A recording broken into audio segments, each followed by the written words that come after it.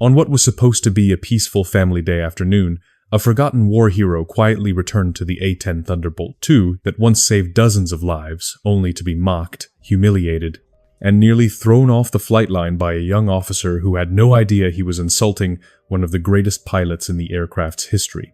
The concrete burned under the late afternoon sun, heat rippling across the flight line where the A-10 Thunderbolt II sat like an aging predator, its heavy frame radiating the memory of wars long past. And then came the voice, a sharp, smug tone carrying the arrogance of youth and the blindness of inexperience. "Go on then, start her up." Captain Davis said it with a lazy flick of his wrist, as if swatting away something old and useless. His gesture pointed straight at the A-10 and at the 82-year-old man standing beside its massive front landing gear. Roger Bentley did not respond. He simply rested his hand on the cool rubber of the tire, the touch gentle, almost reverent the way someone touches a gravestone of a fallen friend. Roger wore a faded leather jacket, cracked with age, the kind of wear that only decades of missions, storms, and silent returns could carve into skin and fabric. Around him, a small cluster of young airmen watched uneasily, caught in the conflict between respecting an elder and the fear of contradicting a commissioned officer. Davis smirked, playing to his tiny audience. "Well, you were bragging to my guys about the good old days, flying by the seat of your pants. Let's see if you remember how to flip a few switches." But Roger was not looking at the cockpit. His pale sky blue eyes were fixed on the aircraft's nose on the slightly weathered paint just beneath the canopy, on the 7-barreled mouth of the GAU-8 Avenger cannon, a weapon he knew more intimately than he knew some of his own relatives. He could still feel it, the bone-deep vibration, the way the metal shook through him. A memory not kept in the mind, but stored directly in the body. One young airman tried to intervene, but Davis snapped. "Stand down, airman. He wants to tell war stories? Then let him prove it." Then Davis jabbed a thumb toward Roger's jacket, toward the sand-colored scorpion patch. "What's that supposed to be? Your bingo club?" Finally, Roger lifted his gaze to Davis. There was no anger, no fear, only the quiet exhaustion of a man who had seen too many children wear a uniform without understanding what it costs. Then, in a calm, gravelly tone directed more toward the aircraft than the officer, Roger said, "The auxiliary power system requires a ground check before ignition. Hydraulic pressure must be stable at 3000 psi. You do not just turn a key." For a moment, Davis faltered, thrown off by the precision. But the arrogance quickly returned. "That's enough. This is a restricted area. You are not authorized to be here. Step away and show me your visitor pass." But something had shifted. The silence around them grew thick, almost physical. Roger held his ground, then answered quietly, "I am not a civilian." A ripple went through the crowd, like a silent shockwave, because none of them knew it yet, but they were seconds away from discovering the truth, a truth that would shake the entire base. In just a few minutes, every person on that flight line would realize the horrifying mistake they had made, and the legendary pilot they had just insulted. The moment Roger's quiet words, "I am not a civilian," left his lips, the air seemed to thicken, as if the entire flight line had been pulled into a slow, heavy orbit around the old man and the machine he stood beside. But Captain Davis only laughed, the sound sharp and dismissive. "Right. And I am the Chief of Staff of the entire United States Air Force. Sir, I am not asking again. Show me your pass and return to the public area." Families strolling nearby paused. Children stopped tugging at their parents' hands. More airmen turned their heads, sensing a disturbance that made their instincts bristle. An 82-year-old veteran being spoken to like a lost tourist was unsettling enough, but something in Roger's posture, in the solemn way he stood next to the A-10, made the scene feel wrong, like a sacred boundary was being crossed. Captain Davis stepped closer, his boots gleaming, his flight suit perfectly pressed, every stitch of fabric screaming newness. He towered over Roger as though he were delivering a reprimand to an insubordinate trainee. "You heard me. Identify yourself." Roger did not flinch. Instead, he reached slowly into the inner lining of his leather jacket, a deliberate, steady movement that made a couple of Davis's own airmen shift uneasily. The captain's eyes narrowed, paranoia flashing across his face. "Empty your pockets." Slowly. A murmur broke through the crowd. What had begun as petty mockery was now spiraling into something darker, something bordering on a confrontation. The young airman who had tried to speak up earlier now looked pale, as if he could see the disaster forming second by second. But Roger did not pull out a wallet. He did not reach for any identification card. His hand simply remained inside the jacket for a moment, his breathing steady, his gaze distant. And then the world around him, the families, the heat, the concrete, Captain Davis's arrogance all dissolved. It happened silently, invisibly, entirely inside the mind of a man who had once flown through fire. The blistering heat of the tarmac became the biting cold of a high-altitude cockpit. The low hum of conversation faded, replaced by the piercing whine of two General Electric turbofan engines. The scent of sunscreen and spilled lemonade vanished, replaced by the acrid sting of burnt propellant. Roger was young again. The desert valley below him was not peaceful. It was a kill box, boiling with enemy armor. Republican Guard T-72 tanks dug in among the dunes, their guns aimed toward a pinned platoon of American Rangers. The radio crackled violently in his helmet, a young voice screaming through static. Any air support in the area? This is Ranger 6 Actual. We are pinned down. We are taking heavy fire. We are being overrun.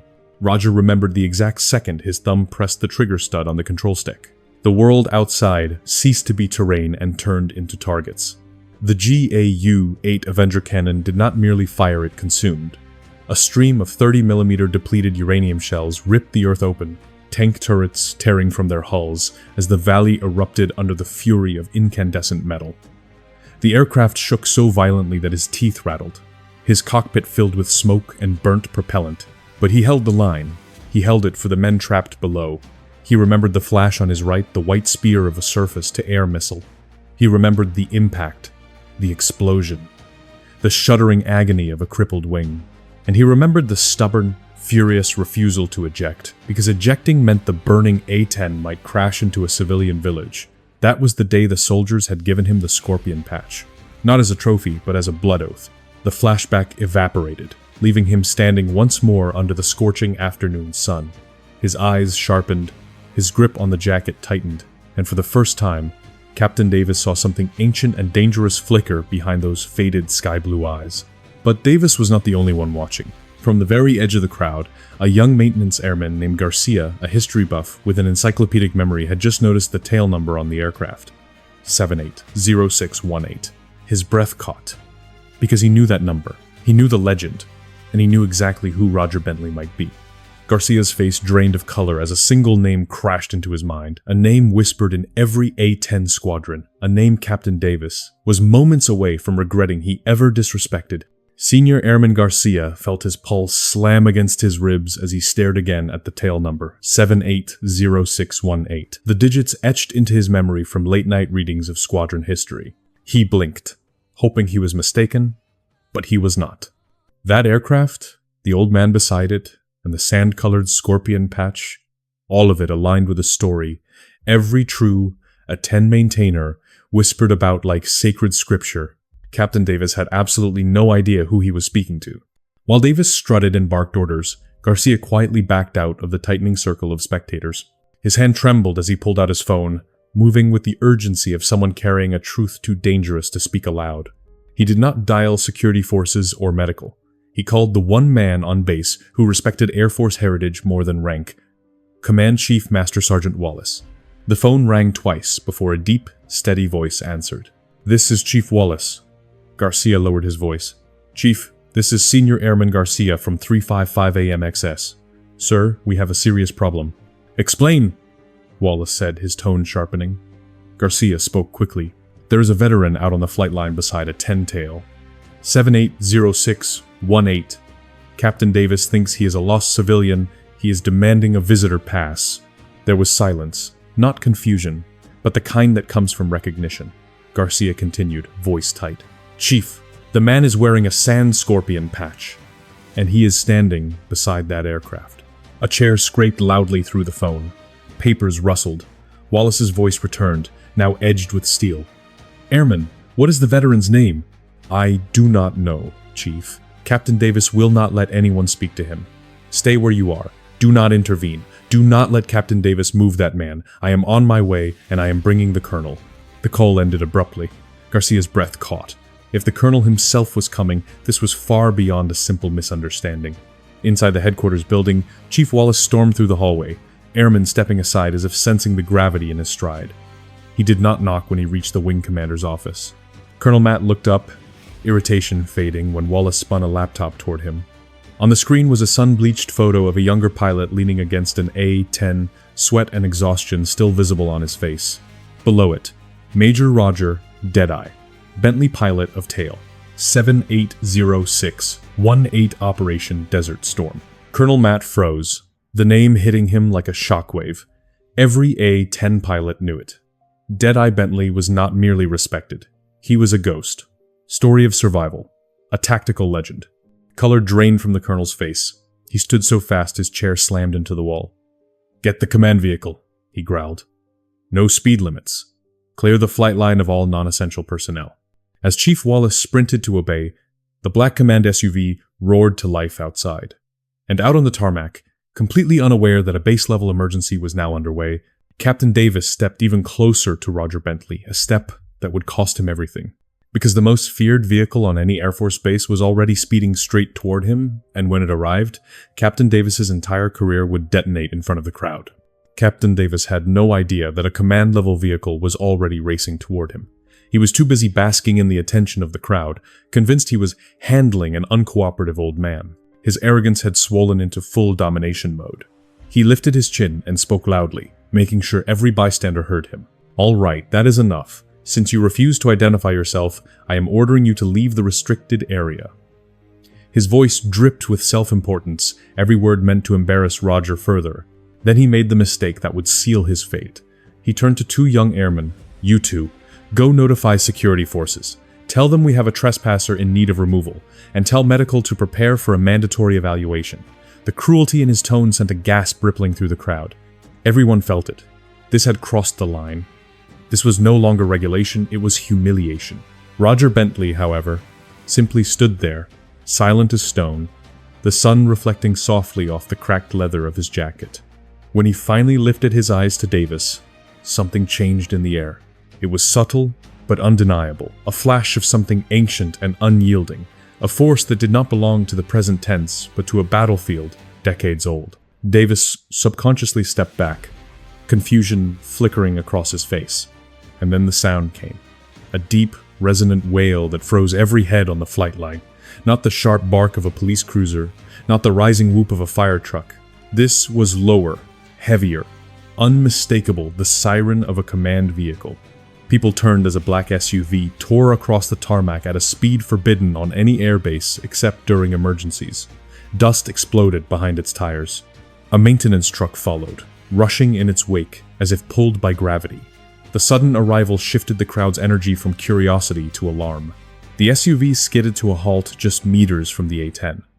Doors flew open before it even stopped rocking. Out stepped Colonel Matt, face locked in a thunderous, tightly controlled rage, followed closely by Chief Wallace and a team of senior NCOs moving with crisp, urgent intent. Captain Davis stood frozen, mouth slightly open. He had requested low-level security forces, yet the highest-ranking leadership on the entire installation had arrived instead. And their eyes were not on him. They were locked on the old man he had been berating. Colonel Matt walked straight past Davis without a single glance, as if the captain were nothing more than a lamppost. He stopped exactly 3 feet from Roger Bentley, heels clicking together. Then he did something that stunned every airman and civilian watching. He snapped into a perfect, rigid salute, the kind offered only to a warrior of immense stature. No hesitation, no doubt, no reservation. The wing commander of thousands saluted, as though standing before a monument. "Sir," his voice boomed across the silent flight line, "it is an honor to have you on my flight line, Mr. Bentley." The crowd inhaled sharply as if struck. Captain Davis's throat tightened, confusion turning into dawning horror. Colonel Matt held the salute longer than protocol required, a gesture of reverence more than formality. When he finally lowered his hand, his eyes shifted for the first time toward Davis. And the look he gave him was not anger. It was something far worse. Cold, lethal disappointment. Because in the next moment, the entire base would learn exactly who Roger Bentley was, and Captain Davis would realize he had just insulted a legend whose name was carved into the very history of the A-10 itself. Colonel Matt turned from Roger to face the gathering crowd, his voice carrying the unmistakable weight of command. "For those of you who are unaware," he began, "you are standing in the presence of Major Roger Bentley, United States Air Force, retired." A ripple of shock moved through the airmen like a silent tremor. He gestured to the A-10 behind Roger. And this is not just any aircraft. This is Tail 780618, his aircraft. Major Bentley flew this airframe for over 2,000 hours, nearly half of them in combat. The young airman straightened instinctively, as if pulled upward by invisible strings of respect. Colonel Matt's voice grew stronger. During Operation Desert Storm, Major Bentley, call sign Deadeye, was credited with the destruction of 23 T-72 tanks, 16 armored personnel carriers, and over 30 artillery pieces. Gasps broke from the spectators, some covering their mouths, others staring at Roger with disbelief. He paused, letting the number settle like thunder rolling across the desert. Then his eyes locked onto the scorpion patch on Roger's jacket. "And that patch," he said, his tone pointed, "is not from a bingo team, Captain Davis." Every person watching turned toward Davis, who now stood pale and speechless. "That patch was given to him by the commander of the 3rd Ranger Battalion," Colonel Matt continued, each word deliberate. "After Major Bentley, flying this very aircraft, single-handedly destroyed an entire mechanized company that had ambushed a platoon of American Rangers. He saved every single one of them." The crowd fell dead, silent, reverence replacing every trace of earlier doubt. "And he did it," the colonel added, "after taking a missile hit to his starboard engine. He flew home with half a wing burning, hundreds of shrapnel holes in the fuselage, and still refused to eject because he feared the plane would crash into a civilian village." The magnitude of those words hung in the air like a suspended storm. The young airman stared at Roger, as if seeing him for the first time not as an elderly visitor, but as a living legend, a warrior whose name was etched into the heritage they had sworn to uphold. Families watched with hushed awe, children clinging to their parents as though witnessing a hero step out of a history book. Colonel Matt then faced Captain Davis fully. "Captain," he said, voice dropping to a terrifying calm, "you will report to my office tomorrow morning at 0600 hours in full service dress. You will explain your behavior toward this highly decorated hero." Davis swallowed hard, sweat beginning to form at his temples. "You will explain your failure of leadership, judgment, and basic human decency," the colonel continued, "and you will explain why you believe you deserve the privilege of wearing that uniform." The captain's lips trembled. He managed only a barely audible, "Yes, sir." Then Colonel Matt turned back to Roger, and his expression softened instantly. "Sir," he said, voice filled with sincerity, "on behalf of the entire wing, I offer my deepest apologies for the disrespect you were shown today." A murmur of agreement rippled through the crowd. They all felt the weight of what had just happened. Because in the next few moments, Roger Bentley himself would speak, and what he said would redefine the meaning of respect, memory, and the uniform for every person standing on that flight line. Roger Bentley finally lifted his gaze, and the entire crowd leaned in without realizing it. His voice, when he spoke, was calm, steady, in the way only men who have survived the worst storms can sound. "He is young, Colonel," Roger said, eyes shifting briefly toward Captain Davis. "All he sees is the uniform, the rank, the rules of today," Roger continued. "He does not see the men who wore it before him, or the price they paid so he could stand here." His words carried a quiet gravity that felt heavier than any reprimand. Roger turned slightly, letting his hand rest again on the landing gear of the A-10. "He looks at this aircraft and sees something old and obsolete," he said. "But this plane carries history on its skin. It has carried souls. It has carried the weight of men who needed it to arrive when they were moments from death." The airman glanced at the A-10 differently now, as though the metal itself had just revealed something sacred. Even the children sensed the importance of the moment, gripping their parents' hands while staring wide-eyed at Roger. His voice lowered, filled with memory. "Respect is not about saluting the man in front of you," Roger said softly. "It is about remembering everyone who came before you. Without memory, the uniform is just a costume." As he spoke, the image in his mind sharpened a memory so vivid it momentarily changed his expression. He saw himself decades younger, standing beside this same jet in a Saudi Arabian desert. The metal was scorched, smoke still curling from the engine. A young army captain, face streaked with grime and tears, grabbed Roger's arm. "You saved all of us, sir," the ranger had whispered, voice trembling with gratitude.